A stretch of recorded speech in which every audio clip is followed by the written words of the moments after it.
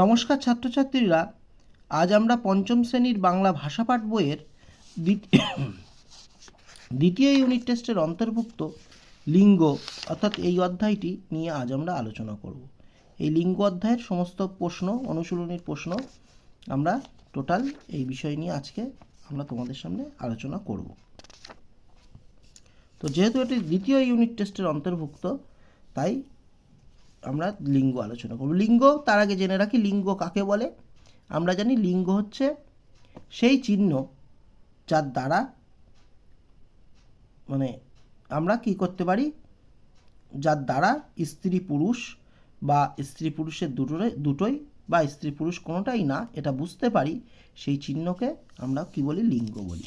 বাংলা ব্যাকরণে আমরা জানি লিঙ্গ হচ্ছে 4 প্রকার: পুংলিঙ্গ, স্ত্রীলিঙ্গ, উভয়লিঙ্গ আর ক্লীবলিঙ্গ।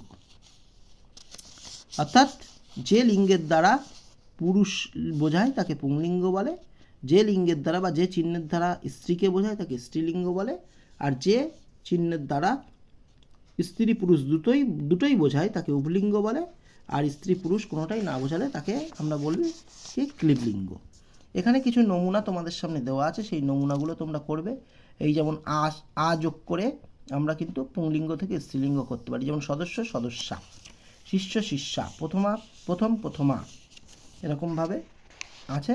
এরপরে আমরা চলে যাব হাতে কলমে, যেটা মূল আমাদের আলোচনা। প্রথম আসছে নিচের বাক্যগুলিতে পুংলিঙ্গ বাচক শব্দগুলিকে আলাদা করে তার বদলে বাক্যগুলি পুনরায় লিখতে হবে। যেমন দেখো, প্রথম কোশ্চেনটা আছে যে রমেশের দাদা কলেজের অধ্যাপক। তাহলে এখানে দুটো শব্দ আছে পুংলিঙ্গবাচক, একটা হলো কি দাদা আর একটা হলো অধ্যাপক। তাহলে দাদা শব্দের অর্থ দাদা শব্দটি পুংলিঙ্গ শব্দ, তাহলে দাদার জায়গায় আমরা কি লিখব, দিদি। আর এই অধ্যাপকের জায়গায় লিখব আমরা অধ্যাপিকা।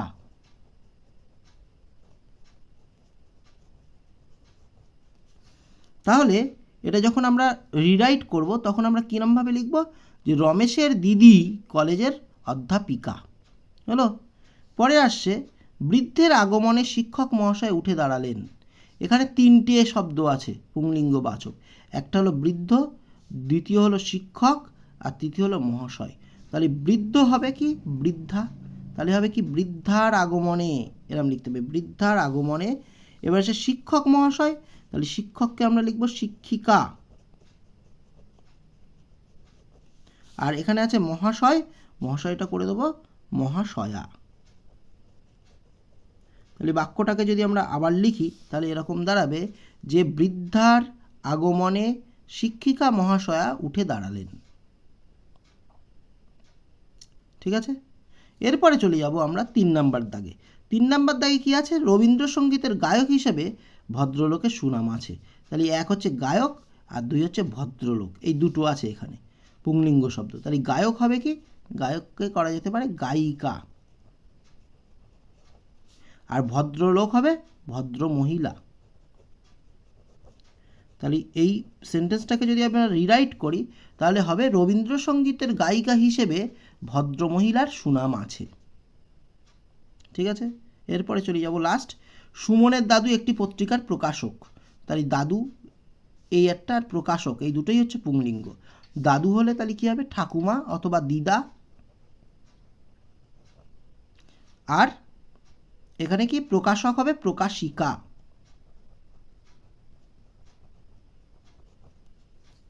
ঠিক আছে, তাহলে হবে সুমনের দিদা একটি পত্রিকার প্রকাশিকা। এরপরে চলে যাব আমরা নেক্সট হচ্ছে 2 দাগে। নিচের বাক্যগুলিতে স্ত্রীলিঙ্গ বাচক শব্দগুলিকে বদলে বাক্যগুলি পুনরায় লেখো। প্রথমে আসে ভাগ্নি বঞ্চি, দুটোই স্ত্রীলিঙ্গ, সঙ্গে নিয়ে মাসি বেড়াতে এসেছেন। তাহলে ভাগ্নি, তাহলে ভাগ্নির স্ত্রীলিঙ্গ থেকে পুংলিঙ্গ হবে ভাগ্নে, ভয়াকারে ভাগ অয়নয়িকা, ভাগ্নে। আর বঞ্ঝি হবে বোনপো। আর মাসিটা হবে মেশো। তাহলে এই বাক্যটাকে যদি আমি আবার লিখি তাহলে কি হবে, তাহলে ভাগ্নে বোনপোদের সঙ্গে নিয়ে মেশো বেড়াতে যাচ্ছেন। তারপরে আসছে গিন্নি মায়ের আদেশে সকলে একসঙ্গে চলল। গিন্নি মা, দুটোই স্ত্রীলিঙ্গ। গিন্নি হবে কর্তা আর মা হবে কি বাবা। তাহলে এটা যখন আমি রিরাইট করব তখন হবে কি কর্তা বাবার আদেশে সকলে একসঙ্গে চলল। এরপরে আসছে 3 নাম্বার, পাঠিকাদের সমাগমে লেখিকা একে একে সব প্রশ্নের উত্তর দিলেন। তাহলে পাঠিকা এটা স্ত্রীলিঙ্গওয়ালা শব্দ, আর লেখিকা এটাও স্ত্রীলিঙ্গ। তাহলে পাঠিকা হবে কি পাঠক, আর লেখিকা হবে লেখক। তাহলে পাঠিকাদের তাহলে হবে পাঠকদের সমাগমে লেখিকা মানে লেখক একে একে সব প্রশ্নের উত্তর দিলেন। এরপরে আছে লিঙ্গ পরিবর্তন, পুংলিঙ্গ থেকে স্ত্রীলিঙ্গ। প্রথম আসছে গুরু। গুরু তাহলে কি হবে, আমি এই নিচে নিচে লিখে দিচ্ছি। গুরু হবে কি, গুরু হবে গুরুমা। তারপরে আসছে তরুণ। তরুণ হবে তরুণী। তরুণ হবে তরুণী। তারপর আসছে কবি। তাহলে কবি হবে মহিলা কবি।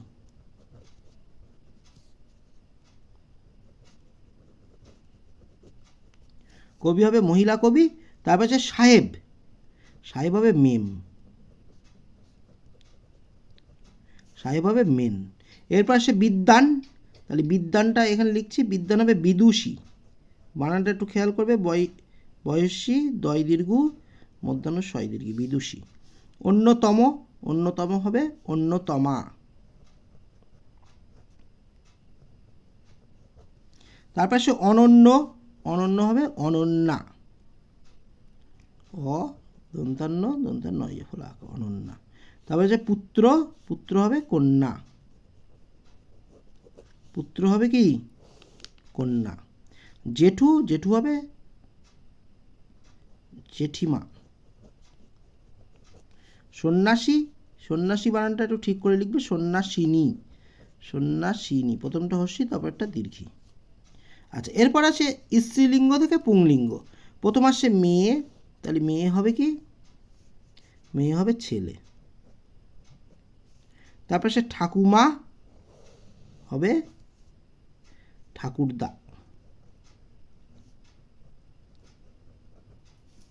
তারপরে কি আসছে মহারানী। তাহলে মহারানী হবে মহারাজা।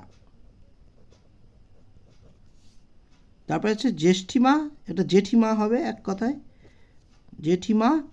তাহলে হবে জেঠু। তারপর সে কি কনিষ্ঠা। তাহলে কনিষ্ঠাকে দেবো কনিষ্ঠ। আর তো জায়গা নেই এখানে। নায়িকা হবে, তাহলে কি বলে দিলাম, নায়িকা হবে নায়ক। এর পাশেই লিখে দেই, নায়িকা হবে নায়ক। পূজনীয়, পূজনীয় পূজনীয়া আছে, তাহলে হবে পূজনীয়। পয়দীর্ঘ বর্গের জ নয় দীর্ঘ অন্তস্থ। বাঘিনী, বাঘিনী হবে বাঘ। সুস্মিতা, সুস্মিতা হবে সুস্মিত। দন্তস্বয়স্যু দন্তস্বয়মহর্ষি ত সুস্মিত। আর বাঁদরি, বাঁদরি হবে বাঁদর। এই পর্যন্ত তোমাদের পুরোপুরি লিঙ্গ পরিবর্তনটা আমি সমাধান করে দিলাম। এছাড়াও যদি বাংলা ব্যাকরণের আর অন্য কোনো টপিকের তোমাদের সমস্যা থাকে তাহলে কিন্তু অবশ্যই তোমরা জানাতে ভুলবে না। আমি যথাসাধ্য চেষ্টা করব তোমাদের এই ব্যাকরণগত সাহায্যের হাত বাড়িয়ে দিয়ে তোমাদের পাশে থাকতে। ভিডিওটি দেখার জন্য তোমাদেরকে ধন্যবাদ। আজকের মতো এখানেই সমাপ্ত করলাম।